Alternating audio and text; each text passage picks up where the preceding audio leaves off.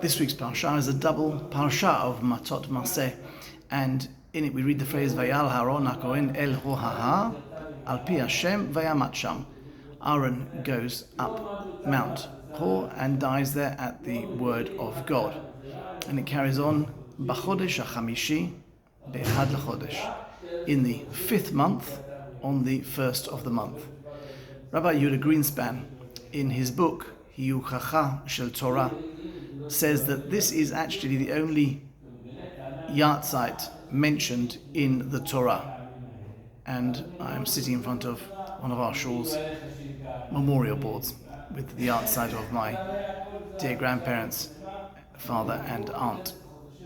And it's appropriate that this yahrzeit is the first of Av. It's the beginning of the month of Av, the beginning of the 9 days.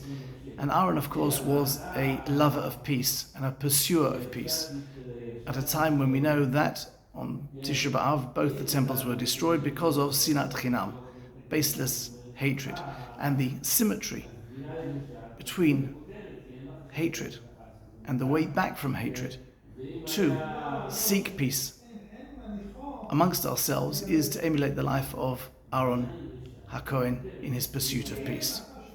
Now, in the same book, there is a well-known story told that I think also fits nicely with this period of the year.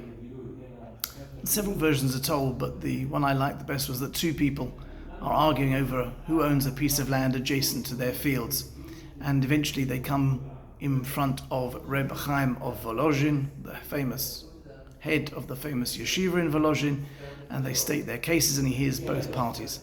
And then he says, you know what, I'd actually like to go and see the ground we're actually talking about. So Reb Chaim goes with the two claimants to the field, and they get to the field. And Reb Chaim gets down on his hands and knees and puts his ear to the ground. The two claimants are looking at him astonished and saying, Reb Chaim, what on earth are you doing? And Reb Chaim looks up to them and he says, you know what, I've heard both of your sides of the argument. I'd like to see what the ground says. The two claimants are starting to laugh and say, it's ridiculous. What has the ground got to say about all this? Reb Chaim listens again very closely and then stands up and says, the ground says, I don't understand why these two people are arguing and getting so worked up and angry about this property, this piece of ground, because ultimately they are both going to belong to me. That sense of proportion, that sense of understanding what is really important is or should be a focus of our lives in these 9 days. Wishing you a Shabbat Shalom and Chodesh Tov.